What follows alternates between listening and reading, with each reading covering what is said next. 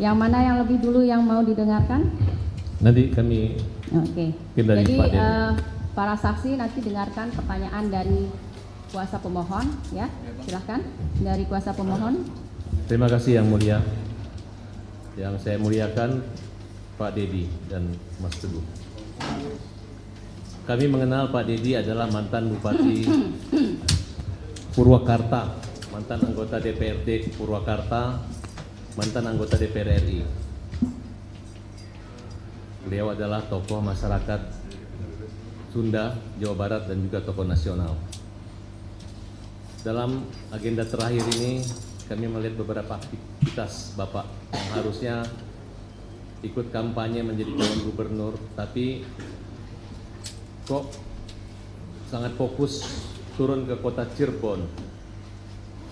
Kemudian beberapa hasil wawancara Bapak itu sangat mengejutkan dunia keadilan Indonesia dengan ditemukan beberapa fakta-fakta nyata, pengakuan-pengakuan dan pencabutan-pencabutan berita acara, keterangan baik di kepolisian maupun di pengadilan dalam satu kasus yang bernama kematian Nina dan Eki. Ini menurut kami sebagai tim pengacara sangat membutuhkan kesaksian dari Bapak, karena kesaksian ini akan menjadi novum bagi kami untuk memperjuangkan saka dan keadilan Indonesia pada umum. Pertanyaan kami kepada Pak Dedi, kami ucapkan terima kasih. Semoga Bapak enggak terganggu kenyamanannya harus rapat hari ini. Kami benar-benar mengucapkan terima kasih, semoga Allah membalas kebaikan Bapak. Pak Dedi Mulyadi, saudara saksi, apakah saudara mengerti kenapa saudara kami undang di hari ini? Saya mengerti diundang hari ini untuk memberikan keterangan, kesaksian apa yang saya ketahui. Kira-kira kasus apa Pak yang lagi kita panggil sesuai undangan kami? Mengajukan peninjauan kembali terhadap Adinda Saka Tatal terhadap vonis yang pernah dia jalani.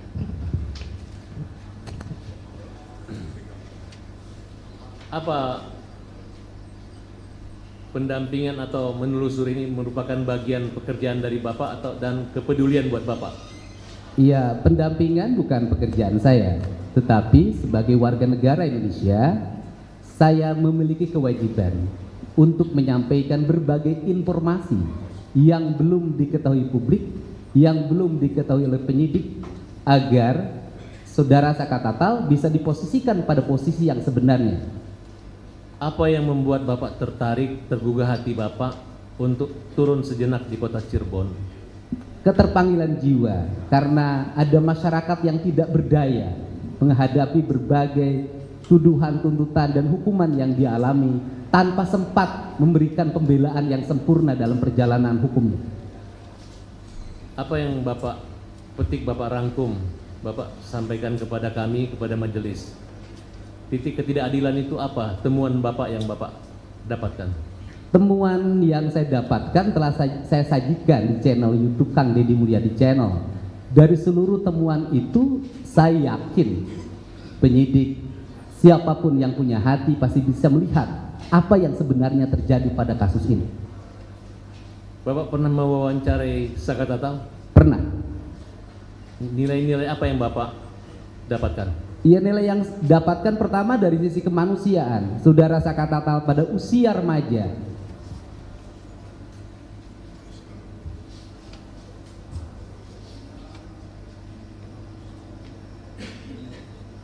tidak bisa menikmati masa remaja.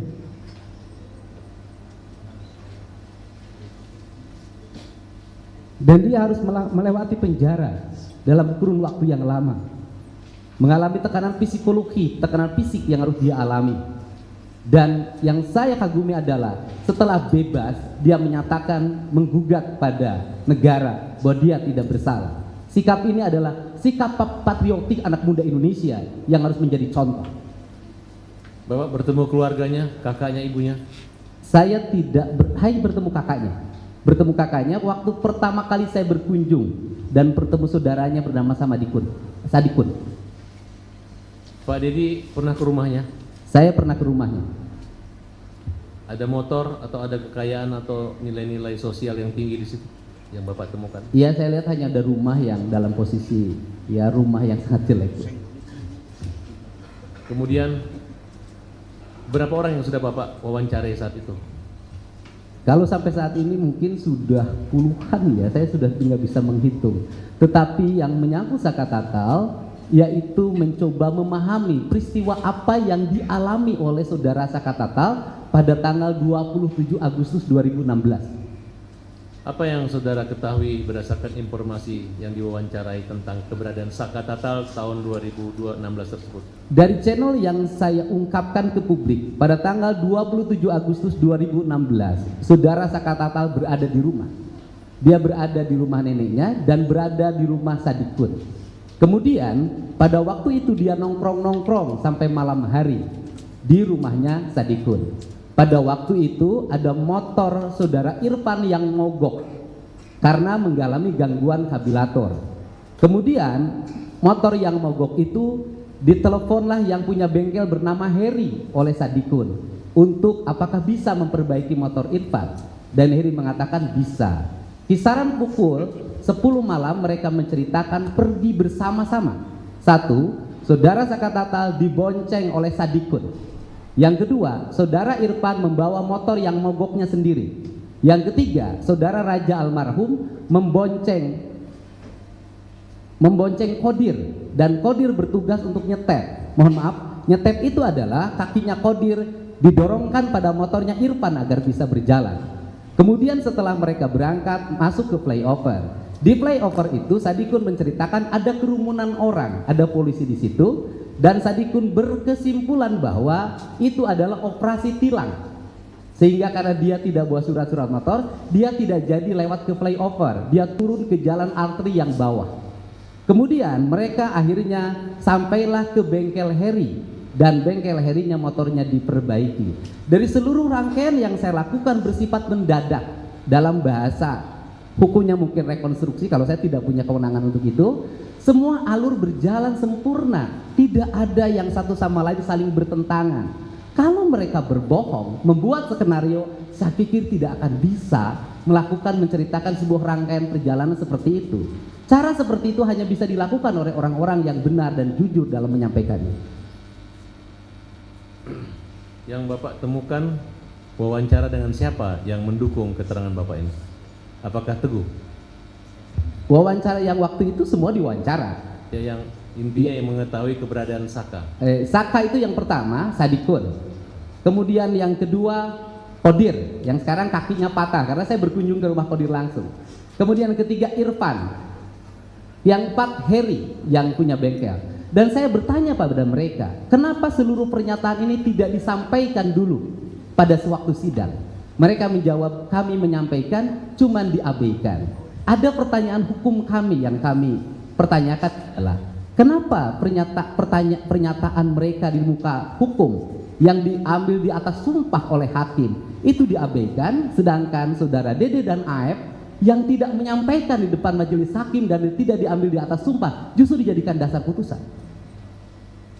Dari Beberapa kejadian atau wawancara itu saya mendengar Bapak mencari Aep dan Dede. Apa yang Bapak temukan dari pencarian itu? Sebenarnya tidak mencari. Saya wawancara Aep waktu yang pertama. Kemudian Aep menyampaikan bahwa dia apa yang dia lihat, apa yang dia dengar, itulah yang sebenarnya. Kemudian berbulan-bulan setelah itu, mungkin 3 bulan, 2 bulan, datanglah Dede. Yang datang ke saya itu bukan dedeknya, tapi kakaknya. Kakaknya datang ke saya bahwa Dede ingin menyampaikan sesuatu pada Pak Dedi. Kenapa pada saya? Karena sulit pada yang lain menjamin keamanannya, menjamin dirinya. Akhirnya kami menjemput Dede ke Tangerang pada hari Sabtu. Kemudian setelah itu Dede langsung jam 4 ketemu saya, langsung memberikan pernyataan bahwa dia itu pada waktu itu berbohong. Dia tidak melihat gerombolan orang untuk menggunakan motor, melakukan pelemparan dan sebagainya. jarak antara warung Madura ke tempat anak-anak nongkrong itu setelah diukur oleh Dede, menurut dia jaraknya 150 meter. Artinya kalau dalam BAP itu kan dia hanya melihat keterangan itu dari jarak 50 meter, kemudian tidak, karena ketakutan dia pergi lari kabur. Iya. Tadi itu kita anggap tidak mungkin lah. Dan saudara Dede juga menyatakan itu adalah arahan dari Rudiana. Coba Bapak gali sedikit pengakuan daripada Dede. Ya, kalau pengakuan dari Dede kan sudah disampaikan di channel YouTube saya pikir tinggal itu saja dilihat. Dan masih ada, sudah disampaikan. Terus di Peradi pernah Bapak hadirkan juga Dede? Sudah dihadirkan, di konferensi persnya ada. Saya pikir majelis JPU sudah bisa melihat dan mengakses di berbagai berita media juga muncul. Saya butuh pengulangan lagi Pak, kira-kira apa yang disampaikan Dede tentang peristiwa itu? Yang disampaikan oleh Dede yang disampaikan oleh Dede Iya. Yang disampaikan oleh Dede pada peristiwa itu bahwa saudara Dede dijemput. Saudara Aep minta dijemput oleh saudara Dede untuk untuk diantar ke Polresta. Kemudian ada pertemuan nggak antara Dede dengan Rudiana? Kalau pengakuan Dede ada pertemuan di situ sebelum diperiksa. Itu pengakuan Dede. Artinya menurut Dede semua keterangan yang disampaikan itu adalah arahan dari Rudiana. Menurut Dede di channel YouTube saya seperti itu. Apa benar menurut Dede tidak pernah datang ke pengadilan dan yang melarang datang ke pengadilan itu adalah Rudiana? Di channel YouTube saya dan di berbagai channel media seperti itu jawabannya. Apa kesimpulan Bapak tentang peristiwa pengakuan Dede tersebut? Kesimpulan saya dalam peristiwa pengakuan Dede bahwa Dede tidak mengetahui peristiwa pengejaran dan Dede memastikan pada malam itu tidak ada kerumunan orang di depan SMP 11, tidak ada anak-anak bergerombol di gang SMP 11 pada malam itu. Tidak ada peristiwa pengejaran dan Dede setelah membeli rokok kembali lagi mengantar Aep ke tempat pencucian mobil. Tekanan-tekanan batin apa yang membuat Dede itu mau jujur sama Pak Dedi? Dia mengatakan selama 8 tahun tersiksa hidupnya. Dia mengalami problem psikologi dalam dirinya, hidupnya seperti mengalami ketakutan. Saya dengar ada ungkapan bahwa Dede siap dipenjara untuk menebus kesalahannya. Coba Bapak jelaskan. Iya, Dede berulang-ulang saya nanya, kamu bohong atau tidak? Dia katakan saya tidak berbohong. Pernyataan Dede sudah disampaikan di depan notaris. Dan nanti sebentar lagi akan kita legalisir di Pengadilan Negeri Cirebon. Karena ini erat kaitannya dengan saya mendapat informasi bahwa Bapak dilaporkan oleh Aep, Bapak dan Pak Dedi dan Dede dilaporkan. Iya. Ini menyangkut seolah-olah menghalangi merintangan dan berbohong lah kira-kira penyidikan. Tapi saya yakin apa yang Bapak lakukan itu bukan satu kejahatan. Iya, yang saya lakukan hanya ingin menyampaikan informasi tentang sebuah peristiwa secara terbuka dan semuanya ingin diuji lewat lembaga peradilan karena saudara Aep dan Dede sebelum saudara Dede bertemu saya sudah dilaporkan ke Mabes Polri oleh keluarga terpidana atas dugaan kesaksian palsu. Sedikit lagi, bisa tidak Bapak mengungkapkan atau menyebutkan siapa-siapa orang yang mengalami penyiksaan yang Bapak wawancarai, baik yang sudah keluar dari penjara selain Tata ataupun siapa yang pernah Bapak wawancarai? Kalau diwawancarai musik di channel tidak ada kalau yang di dalam karena kan aturannya kan tidak boleh. Yang saya hanya mewawancarai kan yang di luar. Ya, yang di luar. Yang di luar itu diantaranya saudara Aldi, adiknya dari Eka. Apa cerita Aldi kepada Bapak? Sama, bahwa dia mengalami penyiksaan yang luar biasa, kemudian dia berhenti disiksa karena Eka-nya menyampaikan bahwa saya pelakunya, kemudian kamu bukan pelakunya, untuk menyelamatkan adiknya. Oke. Kalau yang Bapak ketahui tentang Teguh ini, bagaimana Pak? Saudara Teguh adalah orang yang datang ke rumah saya untuk menyampaikan peristiwa yang sebenarnya, karena waktu itu Saudara Teguh pada saat tanggal 27 Agustus 2016 itu bersama-sama terpidana yang lain. Pertama dia berkumpul di rumah Bu Nining karena Bu Nining merasa bising, kemudian diusir, pindahlah ke rumah Hadi. Malamnya mereka tidur di rumah anaknya Pak RT Pasren. Di keterangan di 2016 Saudara Teguh menyampaikan bahwa dia itu kan pada kisaran jam 10, setengah jam 9 itu beli nasi kuning. Sepulang beli nasi kuning langsung ke rumah Hadi dan kemudian nginep di rumah RT Pasren. Tetapi pada waktu BAP 2016 Saudara Teguh diarahkan, menurut keterangan Saudara Teguh pada channel YouTube saya, bahwa Saudara Teguh sepulang dari beli nasi kuning langsung pulang ke rumah dan tidur. Saudara saksi tahu kalau Saudara Teguh sudah mencabut keterangan saksi beliau? Menurut keterangan Saudara Teguh mencabut pada waktu kasus Peggy 2024. Nyabut ya? Oke, saya beralih ke Teguh sejenak. Saudara Teguh, apa yang kamu ketahui tentang perkara terkait Saka Tatal dalam peristiwa tanggal 27 itu?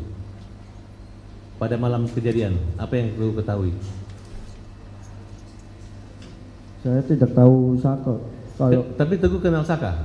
kenal, Nah, waktu malam tanggal 27 itu ketemu Saka, apakah ada Saka di rumah Pasren? enggak ada. Kemudian apa yang saudara katakan pada berita acara penyidikan tentang kehadiran Saka?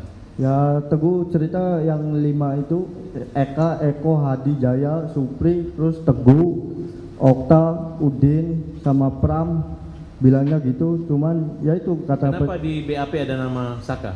Teguh juga nggak tahu tuh. Kamu diarahkan, Nggak nyebut nama Saka Teguh juga. yang kamu cabut BAP-nya apa? Yang kamu cabut tentang Saka, keterangan tersebut? Ya yang itu dihilangin nama Saka. Artinya Saka tidak ada. Iya tidak ada. Kenapa Teguh mengatakan ada? Karena dipaksa, karena disiksa, atau karena diarahkan? Karena diarahkan Siapa yang mengarahkan? penyidik. Soalnya waktu itu kan Teguh tetap kekeh bahwa di situ tuh tidak ada Saka. Artinya kalau saat ini Saka mengatakan dia memang tidak ada di tempat pada masa pembunuhan itu, kejadian itu benar menurut Teguh? Tidak. Bukan, maksudnya kalau Saka kan sekarang mengingkari bahwa dari dulu dia mengatakan dia tidak terlibat bersama kelima orang tersebut. Iya. Apakah betul? Betul. Jadi apa yang Teguh katakan di kepolisian saat itu tidak benar? Iya, bohong. Sudah dicabut Sudah. di pengadilan? Kalau pengadilan belum. Waktu keterangan saksi di Polda atau di peradilan di Pengadilan Negeri Bandung? Kalau cabutnya baru di Polda aja. Oh, tapi belum pernah ke pengadilan? Pengadilan pernah, cuman Teguh kan cerita ya itu yang 5 itu pas nyampe di beli nasi kuning balik lagi ke rumah Hadi, terus tuh diberhentikan. Kamu udah tidak sesuai dengan BAP. Saya ingat Teguh waktu di 2016. Coba ulangi, yang pelan-pelan ngomongnya. Jangan gugup, tenang dulu. Tarik nafas dulu. Waktu Teguh di pengadilan kan bilang bahwa Teguh tuh jam 8 ke warung Ibu Nining bertemu dengan Eka, Jaya, Supri, Eko, Eka, Teguh, Udin, Okta, Pram. Terus di rumah Ibu Nining pindah ke rumah Hadi sekitar jam 9. Terus sekitar jam 9 tuh Teguh beli nasi kuning, balik lagi sekitar 15 menit nyampe ke rumah Hadi, ketemu lagi sama yang 8 itu. Lalu Teguh sekitar jam 10 tuh kembali tidurlah ke rumah Pak RT. Tapi memang ada menginap di rumah Pak RT itu benar? Benar Para ada. terpidana itu betul? Ada. Kenapa diingkari oleh Kapi dan Pak RT? Ya nggak tahu juga. Kamu yakin bahwa mereka memang di rumah Pak RT? Saya yakin. Ketika kamu mendengar Pak RT mengatakan tidak mengenal dan tidak ada di situ, tidak ada nginap-nginap, apa pendapat kamu? Kan diingkari, kan Iya. kamu ada di rumahnya Pak RT, betul? Bersama 5 orang itu tanpa Saka kan? Iya. Nah, terus Pak RT tidak mengaku. Ya Teguh tetap bilang tidur di situ, terus ya lalu diarahkan pulang ke rumah Pram. Kapi kenal? Hah? Kapi, anak Pak RT, anak Ya Pasren. tahu aja, cuman nggak terlalu dekat. Oke. Ada yang mau tambah? Ditambahkan yang mulia. Juru bicaranya tetap seperti kemarin ya? Berapa orang? 3? 2? 3. Ya, silahkan. Saya juga mengucapkan terima kasih kepada Pak Deddy Mulyadi yang mempunyai keberanian membongkar dalam fakta-fakta melalui channel YouTube-nya. Bapak tahu tidak risiko hukum yang akan diterima oleh Bapak sendiri? Bahwa kan dari pihak sana juga melaporkan bahwa itu risiko hukumnya. Tahu tidak Pak risiko hukumnya? Ya, setiap perbuatan pasti ada resikonya. Dan tahu resiko hukumnya, saya bisanya dijerat dengan undang-undang IT. Udah siap tuh Pak Deddy? Setiap berbuat pasti harus dipertanggungjawabkan. Terima kasih Pak Deddy. Bapak mewawancarai Dede yang ada di channel YouTube-nya Bapak. Apa Pak yang melatar belakangi Dede mau berbuat satu kebohongan dalam peristiwa malam itu, seolah-olah bahwa Dede ada di tempat? Apa yang Bapak ketahui itu? Kalau pengakuan pada saya karena kepolosan dirinya, tingkat strata sosial dirinya yang rendah, karena dia sekolahnya cuma SMP, statusnya mungkin kuli bangunan hari ini ya, waktu itu setim mobil, dan kemudian juga ketidakmampuan power diri menghadapi orang yang berseragam. Baik, gitu. Saya ada lihat tayangan Pak di media ya. Lalu kalau nggak salah Pak Deddy bersama dengan rekan advokat lainnya melaporkan Kasren dan Kapi ya kalau nggak salah. Kenapa Pak Deddy dilaporkan? Kasren dan Kapi itu kenapa dilaporkan? Yang melaporkan bukan saya, yang melaporkan keluarga terpidana. Oh, keluarga terpidana. Apa yang Saya Pak dan Deddy kuasa ketahui? hukum. Iya, karena di situ ada perbedaan pengakuan. Sampai hari ini baik terpidana maupun tetangga, karena masih banyak lagi di saya sumber yang belum saya tayangkan, baik tetangga, orang yang lewat, Teguh, Pram yang tidak ditahan yang posisi bukan terpidana, mereka meyakini betul bahwa malam itu mereka tidur di rumah anaknya Pak RT. Yakin dia? Ya, mereka yakin, jadi semua menyatakan yakin.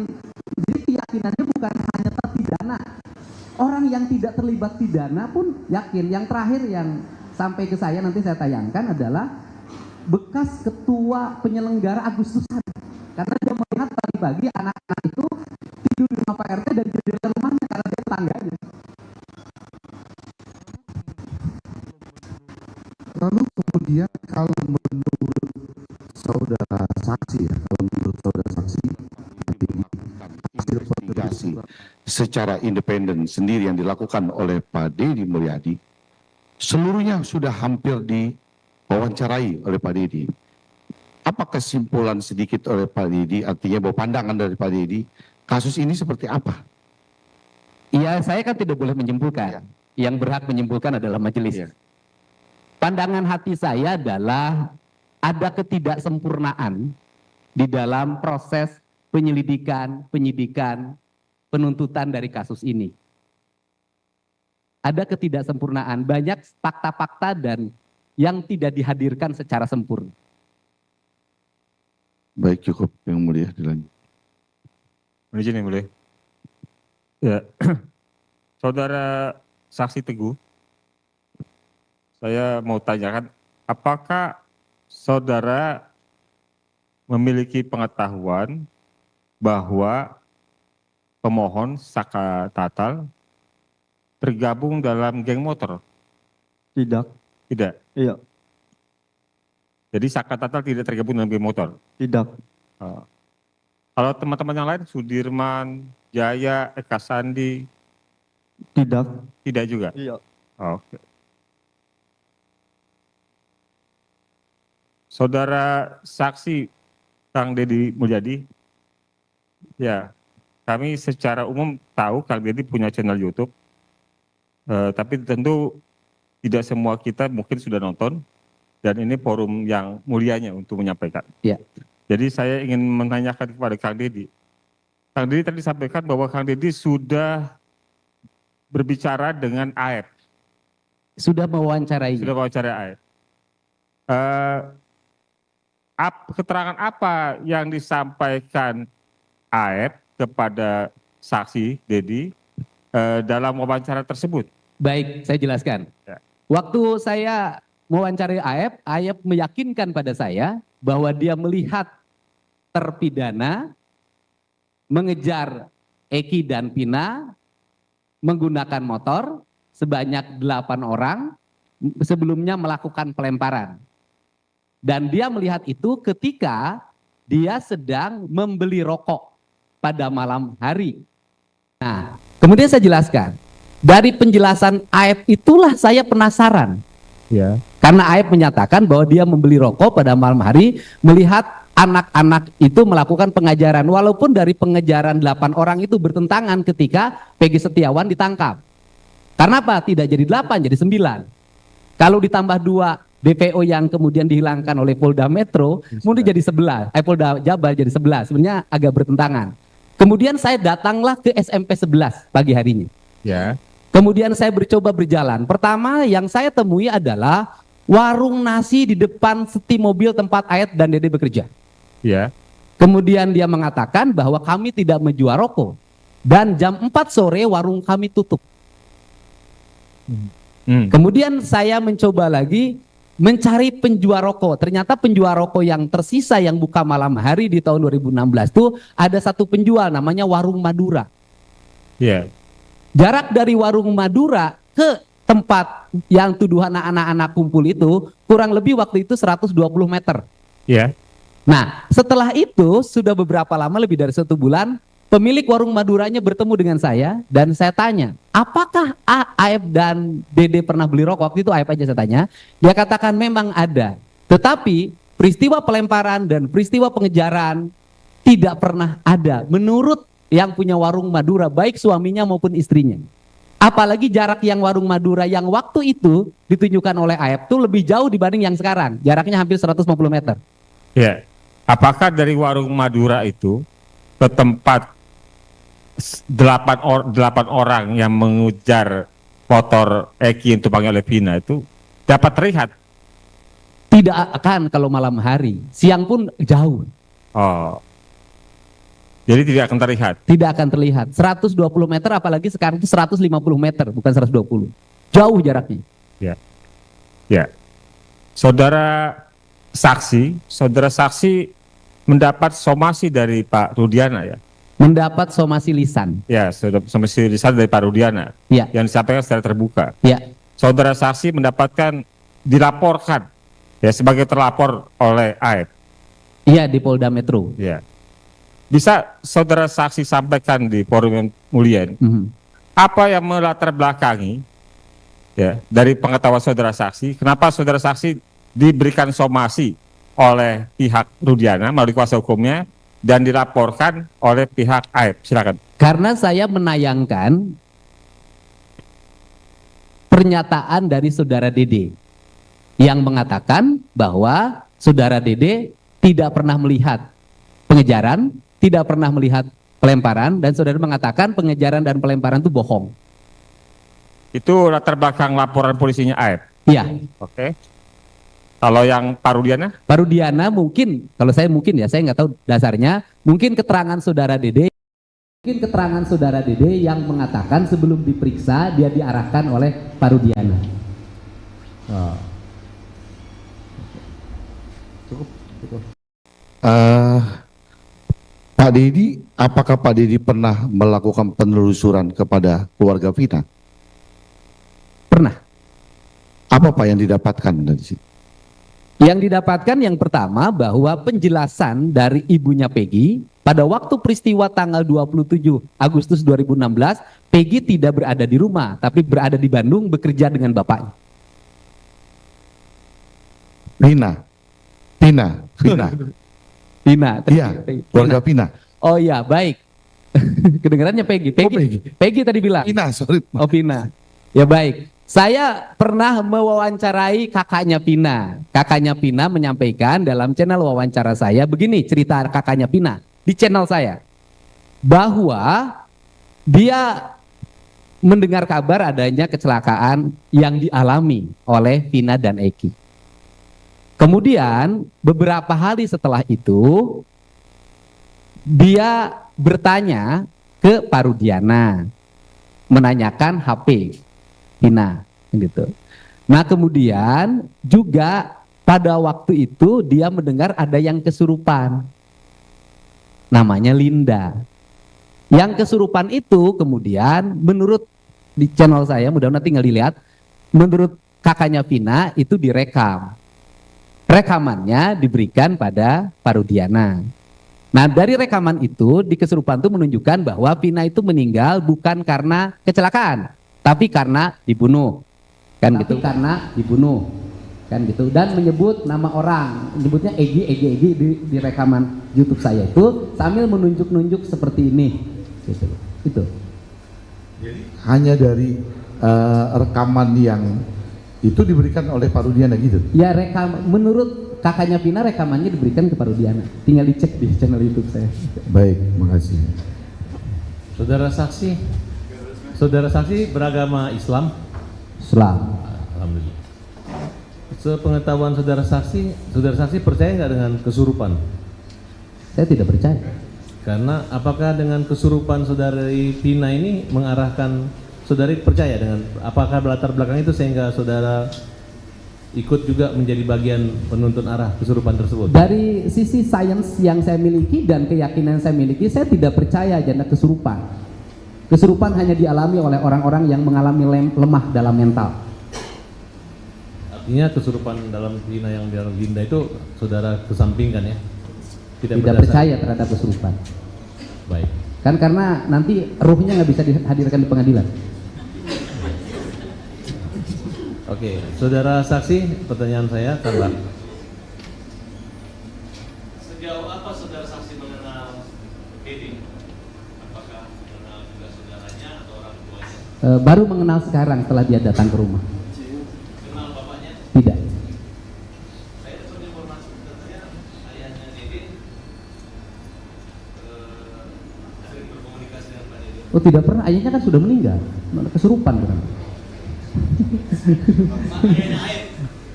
Ayahnya Aep itu warga Purwakarta. Dia tinggal di desa Palinggihan. Saya waktu itu setelah Aep susah dihubungi, saya mencoba bertemu dengan ayahnya untuk bertanya Aep di mana posisinya. Dan kemudian bapaknya mengalami tekanan psikologi yang luar biasa. Apa yang diceritakan ayahnya? Mengingat anaknya ini kan bertentangan nih, karena dia merasa diisi sama Aep. Nah sekarang coba ceritakan kondisi fisiknya ayahnya ketika dekat rumah. Waktu awal saya ketemu ayahnya Aep, waktu itu saya belum bertemu Dede. Bapaknya memang seperti mengalami ketertekanan psikologi, walaupun merahasiakan di mana posisinya Aep, hanya menyampaikan Aep berada di Bandung, kan gitu. Nah, kemudian setelah Dede ditemukan bertemu dengan saya, 3 hari yang lalu, 3 hari yang lalu, ayahnya Aep datang ke saya diantar pamannya untuk menyampaikan keluhan bahwa ayahnya mengalami tekanan psikologi yang berat sehubungan dengan kesulitan untuk bertemu dengan Aep menurut ayahnya. Ayahnya secara pribadi atau seluruh keluarga Aep? Ayahnya dengan pamannya, dan tadi malam adiknya Aep yang latihan pon juga datang ke rumah. Karena ada dugaan bapak katanya menyandra. Waduh, channel YouTube saya tadi malam ada bapaknya bahagia. Dari kehadiran bapaknya kemudian tertekan itu apa kesimpulan bapak? Saya sampaikan ya, karena ayahnya mengalami tekanan psikologi yang berat, maka saya menawarkan diri, bapak kalau tidak, agar bapak tidak terlalu stres, ada kegiatan kerja aja di rumah saya.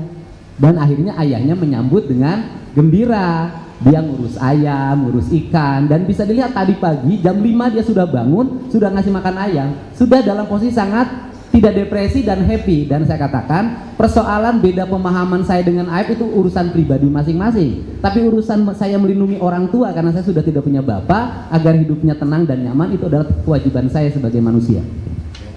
Oke, bapak ketahui kan si Aep ini kan saksi, Ya, bukan pencuri, ya, tidak dicari. ya. Sulit tidak keluarganya menemui Aep? Ya kalau sampai hari ini sih menyampaikan agak kesulitan menemui. Artinya keluarganya Aib tidak mengetahui keberadaan Aib. Hanya menyampaikan bahwa ada di Bandung. Tapi mereka tidak mengatakan berkomunikasi terakhir ataupun curhat Aib. Nah, sekarang Aib sudah mulai nelpon setelah bapaknya bareng dengan saya. Ya mudah-mudahan dengan kondisi begini Aib bisa kembali ke jalan. Dia nelpon ke pamannya karena bapaknya HP-nya dimatiin, kayaknya pengen tenang. Pak Dedi ada lagi yang mau disampaikan? Tidak ada. Terakhir tutup. Yang mulia, maaf, kami ini kan dibagi 3 juru bicara. Saya mau mengusulkan, bisa nggak saya di demo sama tim saya untuk dapat diberi kesempatan 1 orang bertanya yang saya tunjuk. Jangan demo lagi ya, lancar aja. Oke. Tambahan sedikit yang mulia. Dan saudara saksi Pak Dedi, dari hasil penelusuran Pak Dedi membongkar fakta-fakta ini, Pak Dedi pernah dengar nggak bahwa adanya peristiwa kecelakaan dalam kasus ini? Seperti apa kalau Pak Dedi pernah dengar bahwa ini adalah kasus kecelakaan? Ya, pertama saya bukan membongkar ya. Yang membongkar itu penyidik, bukan saya. Saya menyajikan. Nah, yang saya dengar langsung dari para pihak bahwa pada waktu pertama peristiwa ini sudah ditangani oleh Polres Sumber karena tempat kejadiannya merupakan wilayah hukum Kabupaten Cirebon dan sudah dinyatakan kasus ini adalah kasus kecelakaan. Dan Cukup, terima kasih.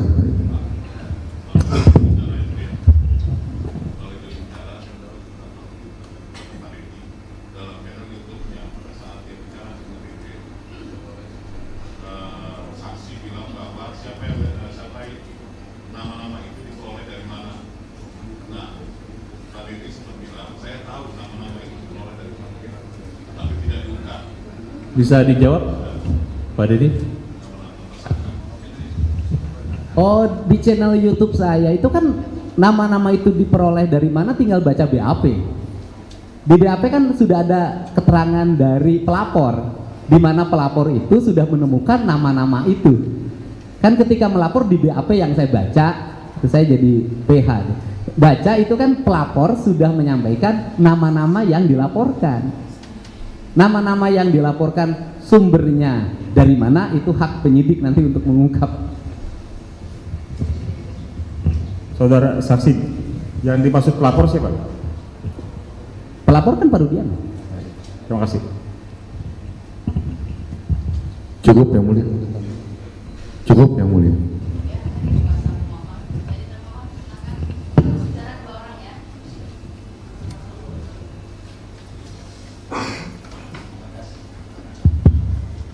Terima kasih yang mulia. Saya hormati Pak Dedi. Sebelumnya saya berterima kasih dan menghargai sebesar-besarnya usaha Pak Dedi dalam mengungkap semua kebenaran ya. Lepas dari kebenaran itu pahit atau manis, kita harus ungkap. Tetapi saya juga ingin mungkin menegaskan beberapa hal terkait dari hasil wawancara Pak Dedi selama ini yang Pak Dedi lakukan. Apakah ada Pak Dedi melakukan upaya untuk tadi seperti Pak Dedi sampaikan ada keterangan bahwa RT Pasren ya menerangkan bagaimana itu pernah ada upaya? Saya beberapa kali berkunjung ke rumah Pak RT Pasren. Beberapa kali, tapi selalu tutup rumahnya dan sulit dihubungi. Beda dengan saksi yang lain mudah banget. Berarti bahkan ketemu ketua RW saya pernah meminta bertemu Pak RT Pasren tapi tidak bisa ketemu. Berarti gagal ya intinya seperti itu. Nah kemudian Pak Dedi tadi menerangkan bahwa saksi Teguh di dalam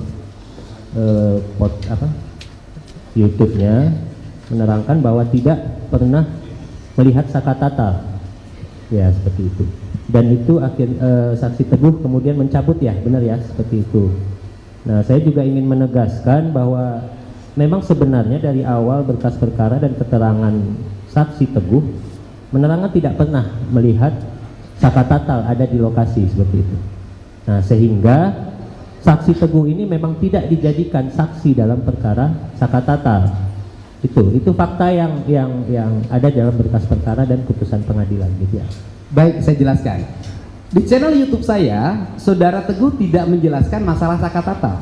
Di channel YouTube saya, Saudara Teguh menjelaskan, dia sambil menangis bisa dilihat di situ, bahwa dulu di 2016 di BAP-nya dia pertama berkumpul di rumah Bu Nining, kemudian setelah itu Saudara Teguh membeli nasi kuning. Kemudian di BAP 2016 setelah beli nasi kuning, Saudara Teguh langsung pulang ke rumah Pram bareng berdua dan nginep di rumah Pram. Tetapi di channel YouTube saya dia mengatakan bahwa itu bohong. Yang benar itu adalah setelah beli nasi kuning, Saudara Teguh kembali lagi ke rumahnya Bu Nining, kemudian ke rumahnya Hadi dan ikut nginep di rumahnya anaknya Pak RT Pasren. Untuk itu keterangan di channel YouTube saya. Oke. Kalau gitu saya juga ingin menegaskan ini dari saksi Teguh sesuai dengan BAP, kemudian sesuai dengan keterangan waktu di pengadilan yang terkait perkara dewasa, bahwa saksi Teguh mengaku pada hari Sabtu tanggal 27 Agustus 2016 jam 21 sampai jam 23 acara bakar-bakaran ayam bersama terdakwa Sudirman, terdakwa Eka Sandi, terdakwa Eko, terdakwa Hadi, terdakwa Supriyanto. Nah, hal itu diterangkan oleh saksi Teguh karena ada satu orang laki-laki meminta saksi Teguh untuk menerangkan hal yang tidak sesuai faktanya, yang mana saksi Teguh menerangkan seseorang itu adalah pengacara bernama Yogi, yaitu pengacara dari terdakwa. Apakah itu benar? Tidak itu. Ini dicatat di dalam ini, berarti ini yang mau dicabut.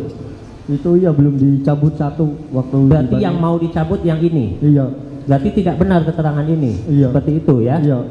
Oke. Kemudian, ya tentu saja kita harus nanti juga terkait. Itu keterangannya di mana? Ya Pak, ya Bu. BAP yang mana?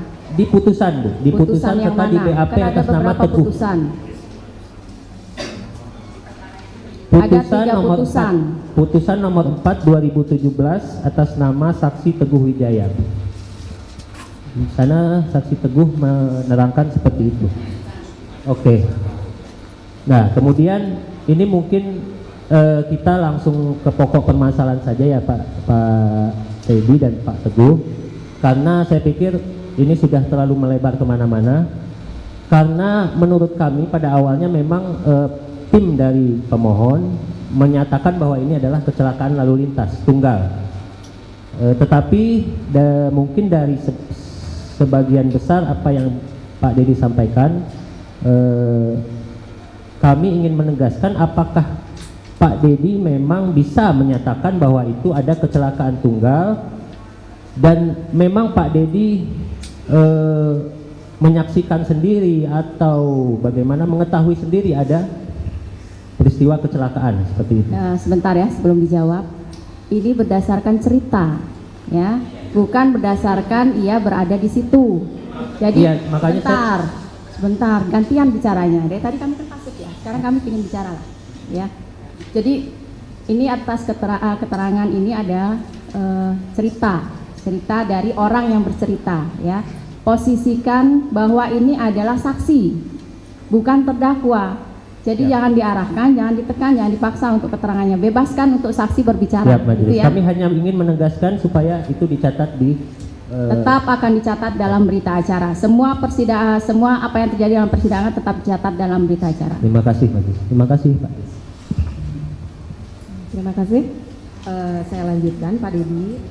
Dalam hal ini, sebagaimana yang disampaikan oleh majelis, artinya dalam hal ini Bapak adalah sebagai saksi de audito ya, ada testimoni de audito ya, artinya yang mendengar, mengumpulkan dan sebagainya. Artinya seperti itu, bukan saksi fakta yang pada saat kejadian ada di situ, baik itu ada di tempat kecelakaan di jembatan, kemudian kejadian di showroom, di belakang showroom, kemudian kejadian mengejar dan sebagainya, Bapak tidak mengetahui secara pasti. Nah, dalam hal ini Bapak kedudukannya bukan sebagai saksi fakta, tetapi sebagai saksi testimoni de audito ya, begitu. Nah, saya ingin tanyakan tadi terkait Bapak dengan ada panggilan ingin menyampaikan bahwa mencari tahu dari keterangan saksi gitu ya, itu kan di luar persidangan, ya kan? Artinya keterangan yang disampaikan oleh mereka itu tidak disumpah, ya kan? Artinya mereka bebas memberikan keterangan, tapi itu tidak di bawah sumpah. Nah, ketika disandingkan dengan keterangan mereka sebagai saksi yang ada di persidangan, yang kemudian kami sidangkan, kemudian hasilnya ada putusan dan sampai tingkat pertama, banding sampai dengan kasasi. Ya, di hasil keterangan-keterangan itu tuh mungkin keterangan yang Bapak sampaikan itu ada persamaannya dengan berkas dan ada juga perbedaannya sedikit mungkin ya, yang Bapak sampaikan. Nah, tetapi dalam hal ini yang saya ingin tahu, langsung ke pertanyaan ya. Siap yang mulia. Apa alasannya Bapak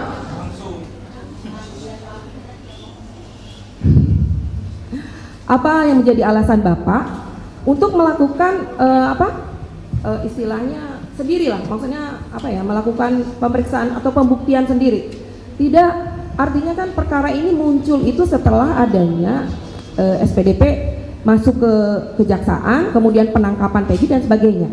Apa yang menjadi alasan Bapak sendiri, bukan menggandeng pihak-pihak yang berwajib, sehingga apa yang dilakukan oleh Bapak itu berdasar? Mungkin itu ya. Baik, terima kasih sebelum ya. dijawab, tadi sudah dijawab ya. Jadi tolong disimak pertanyaannya, jadi tidak ada pengulangan lagi ya. Karena ini persidangan masih ada yang lain. Kalau kita cuma berputar di sini terus nggak akan selesai, gitu ya. Jadi tolong disimak. Begitu juga dengan kuasa pemohon, sama dua-duanya, kuasa pemohon maupun termohon, tolong disimak pertanyaannya. Jadi jangan ada pengulangan-pengulangan lagi, gitu ya. Baik, terima kasih yang mulia.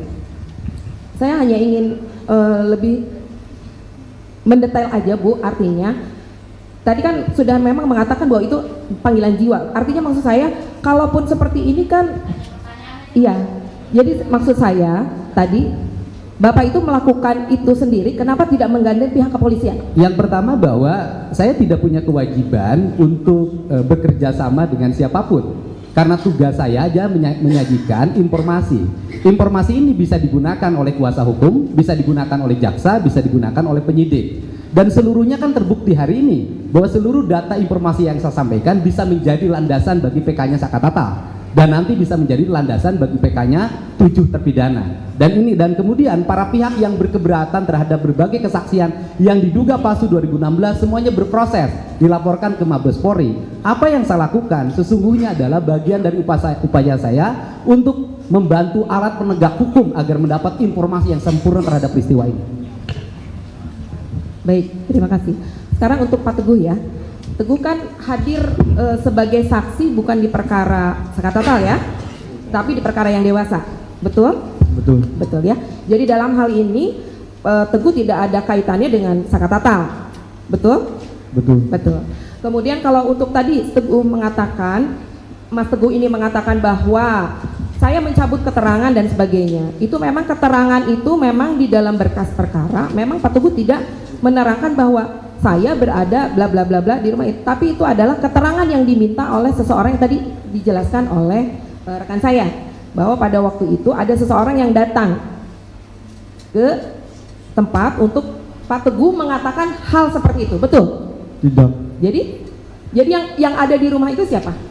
Ya Pak Jogi ya emang datang ke Teguh nyeritain yang sebenarnya, yang di rumah Bu Nining, ke rumah Hadid, lalu ke ini rumah Pak RT Pasren, kontrakannya. Iya, ke rumah Pak RT Pasren. Iya. Cuman di dalam BAP kan Teguh disuruh menerangkan bersama dengan pelaku yang dewasa. Tapi Teguh, saya tidak mau mengatakan seperti itu karena saya memang tidak mengatakan seperti itu. Ya karena diarahkan sih waktu itu dari tahun 2016. Diarahkan. Terus Iya. kemudian ada dalam berita acara kan juga menerangkan Pak Teguh itu ada seseorang penasihat hukum yang datang kemudian memberikan amplop. Ada Teguh menerangkan ada seperti nggak itu? keterangan seperti itu? Dalam BAP, dalam BAP. Aslinya sih tidak ada itu tuh. Tidak ada. Iya. Kemudian datang ke persidangan waktu menjadi saksi. Iya. Datang. Iya. Kemudian ada majelis hakim waktu itu menanyakan, termasuk dengan datangnya berbarengan bersamaan dengan RT Pasren tidak? Iya. Iya. Iya. Pada waktu itu ada majelis hakim menanyakan terkait siapa PH-nya, kemudian ada tidak menunjuk siapa PH-nya? PH-nya. Iya. Pengacara, maksudnya saya, maaf, pengacara yang waktu itu mendampingi Bentar ke 8 ya. itu. Tadi dari termohon juga bilang nanti melebar kemana-mana. Akhirnya jadi melebar kemana-mana. Sebentar ya. Jadi fokuskan. Tadi kan pertanyaannya ada nggak sakatatal di situ gitu loh. Itu maksudnya. Kalau misalnya saudara dari termohon pertanyaan seperti itu ya, akhirnya melebar kemana-mana jadinya. Betul Bu. Ini hanya untuk menegaskan saja bahwa keterangannya yang disampaikan itu memang udah sesuai dengan berkas BAP gitu loh Bu. Gitu. Itu saja sih sebetulnya. Saya ingin yang disampaikan itu tidak perlu mencabut keterangan karena memang keterangan itu dalam berkas perkara yang disampaikan kamu benar. Kita Jadi kamu tanya nggak perlu aja cabut gitu, ke Teguh maksudnya. ya. Iya, Teguh. gitu lah maksudnya. Tanya aja ke Teguh. Tadi sudah ditanya Bu. Maksudnya maksud saya bahwa BAP yang disampaikan di dalam BAP itu yang disampaikan oleh Teguh itu Ya, tidak perlu tanyanya dicabut langsung ke sampai betul. Teguhnya. Itu Iya. pernyataan itu dicabut nggak yang di BAP? Kan sudah, Iya. titik. Beda. Dicabut. Beda Berarti yang mulia. bertentangan dengan yang disampaikan oleh Teguh berarti. Soalnya Teguhnya bingung ini. Jadi kalau mau bertanya itu langsung ke intinya. Ini kan orang awam ya. Beda kalau kita berbicara dengan sesama Silakan Pak Dedi hukum jelasin. gitu loh. Izin yang mulia, boleh saya menjelaskan? Yang Teguh. Sebentar dulu. Ini mau bertanya ke siapa? Ke Teguh atau Teguh, ke Bu. Pak Dedi? Izin. Tapi Izin pertanyaannya yang mulia. langsung. Baik. Jangan muter-muter ya. Ini bingung nih. Kelihatan wajahnya Teguh bingung. Ya, baik.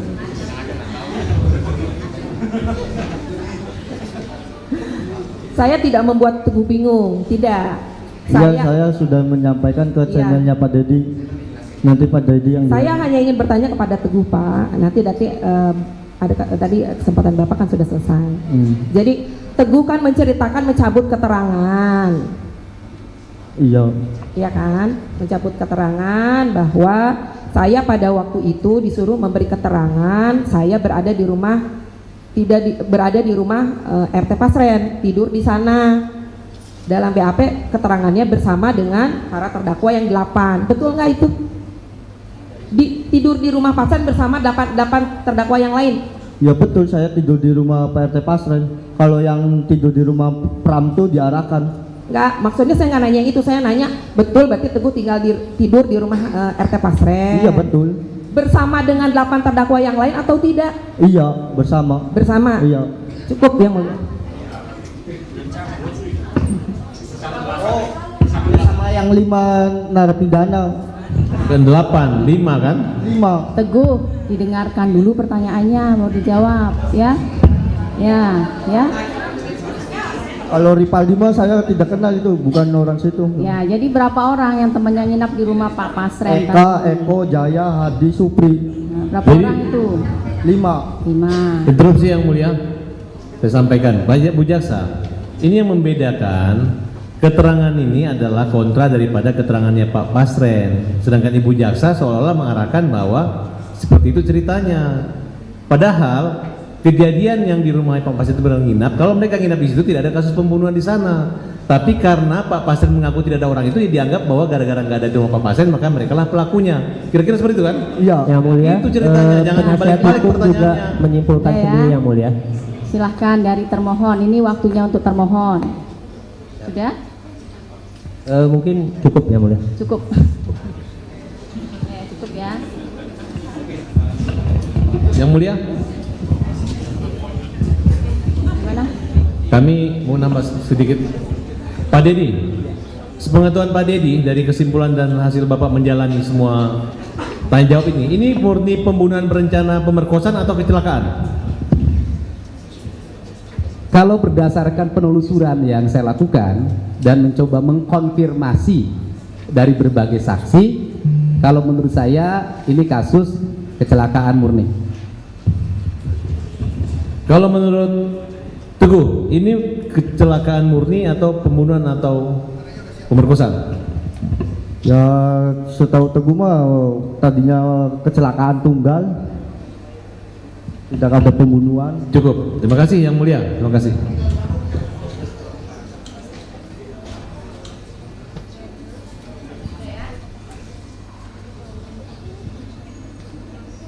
Untuk pemohon Sakatatal, keterangan ini bagaimana? Benar semua atau nggak tahu sebenarnya? Benar. Ya, sudah, kalau sudah benar. Terima kasih untuk keterangannya. Silahkan kembali ke belakang ini untuk. Terima kasih Pak Deddy Mulyadi. Sukses selalu. Semoga jadi Gubernur Jawa Barat. Amin. Rakyat mendukung Pak Deddy Mulyadi. Nggak boleh kampanye di sini. Nggak boleh kampanye.